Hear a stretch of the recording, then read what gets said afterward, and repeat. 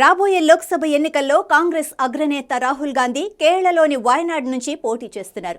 అక్కడ నుంచి రాహుల్ నామినేషన్ దాఖలు చేశారు. గత ఎన్నికల్లో రాహుల్ తన సమీప సిపిఐ అభ్యర్థి పిపి సునీల్ పై 4 లక్షలకు పైగా ఓట్ల మెజారిటీతో గెలుపొందారు. అయితే ఈసారి వాయనాడ్లో రాహుల్ ని ఎలాగైనా ఓడించాలని బీజేపీ నేతలు ప్లాన్ చేస్తున్నారు. ఉత్తరాది నుంచి కాంగ్రెస్ ను తరిమి కొట్టామని చెప్పుకుంటున్న బీజేపీ నేతలు గాంధీ కుటుంబ సభ్యులు ఎక్కడ నిలబడినా ఓడించే కార్యక్రమాలు చేపట్టాలని నిర్ణయించారు. అందులో భాగంగానే వివిధ వ్యూహాలను వాయనాడ్లో అమలు చేస్తున్నారు.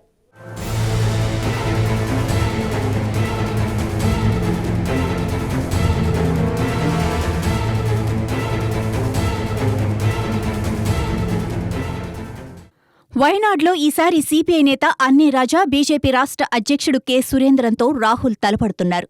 అన్నీ రాజా సీనియర్ కమ్యూనిస్టు నాయకురాలు, కమ్యూనిస్టు నేత డి రాజా సతీమణి. ఇక సురేంద్రన్ గత ఎన్నికల్లో పతనంతిట్ట లోక్సభ స్థానం నుంచి పోటీ చేసి ఓడిపోయారు. ఈసారి రాహుల్తో పోరాటం చేస్తున్నారు. బీజేపీ ఈ నియోజకవర్గంపై ప్రత్యేక శ్రద్ధ చూపుతోంది.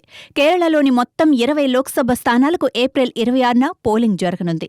రాహుల్ తొలుత అమేథీ నుంచి ఎన్నికల బరిలోకి దిగవచ్చు అని ప్రచారం జరిగింది. 2019 సార్వత్రిక ఎన్నికల్లో అమేథీలో రాహుల్పై స్మృతి ఇరానీ 55,120 ఓట్ల తేడాతో విజయం సాధించారు. అయితే ఆ ఎన్నికల్లో వయనాడ్ నియోజకవర్గంలో గెలుపొంది రాహుల్ గాంధీ లోక్సభలోకి అడుగుపెట్టారు. ఈ క్రమంలోనే అమేథీ కంటే వయనాడ్ సేఫ్ అని భావించి మళ్లీ అక్కడే పోటీ చేస్తున్నారు.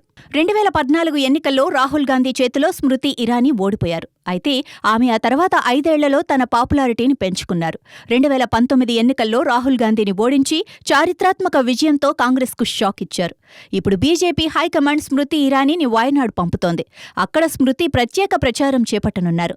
రాహుల్పై ఈసారి ఒత్తిడి పెంచడానికి ఆమె వాయనాడ్లో ప్రచార కార్యక్రమంలో పాల్గొనున్నారు.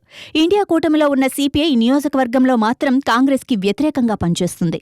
ఈసారైతే రాహుల్కి గట్టి పోటీ ఉండొచ్చని పరిశీలకులంటున్నారు.